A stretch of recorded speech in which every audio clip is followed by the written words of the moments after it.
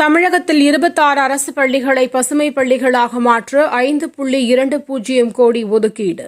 தமிழ்நாடு அரசு அரசாணை. தமிழ்நாடு முழுவதும் நூடுல்ஸ் கிடங்குகளில் ஆய்வு. உணவு பாதுகாப்புத்துறை உத்தரவு. முன்னாள் அமைச்சர் செந்தில் பாலாஜியின் நீதிமன்ற காவல் 58வது முறையாக நீட்டிப்பு. அனைத்து மாநிலங்களுக்கும் தமிழ் மொழியை எடுத்து செல்ல வேண்டும்.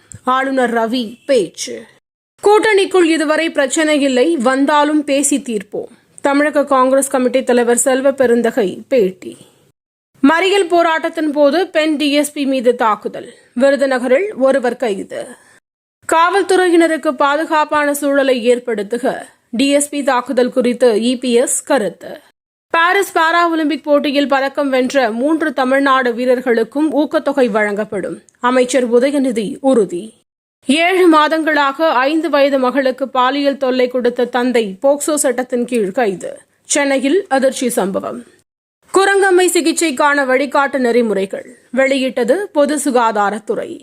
ஆந்திராவில் ஏற்பட்டுள்ள வெள்ள பாதிப்பை தேசிய பேரிடராக அறிவிக்க மத்திய அரசை வலியுறுத்துவோம். ஆந்திர முதல்வர் சந்திரபாபு நாயுடு பேச்சு. பாலியல் குற்றவாளிகளுக்கு மரண தண்டனை. மேற்கு வங்கத்தில் மசோதா நிறைவேற்றம். கேரள சினிமாவை உலுக்கும் பாலியல் புகார்கள்.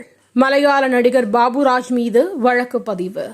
உத்தரப்பிரதேசத்தில் மீண்டும் ஓநாய் தாக்குதல். 5 வயது சிறுமி படுகாயம். வடமேற்கு வங்கக்கடலில் ஒரு புதிய குறைந்த காற்றழுத்த தாழ்வு பகுதி உருவாக வாய்ப்பு. வானிலை மையம் தகவல். தினந்தோறும் காலை தலைப்புச் செய்திகளை உடனுக்குடன் தெரிந்து கொள்ள வணக்கம் இந்தியா நியூஸுடன் இணைந்திருங்கள்.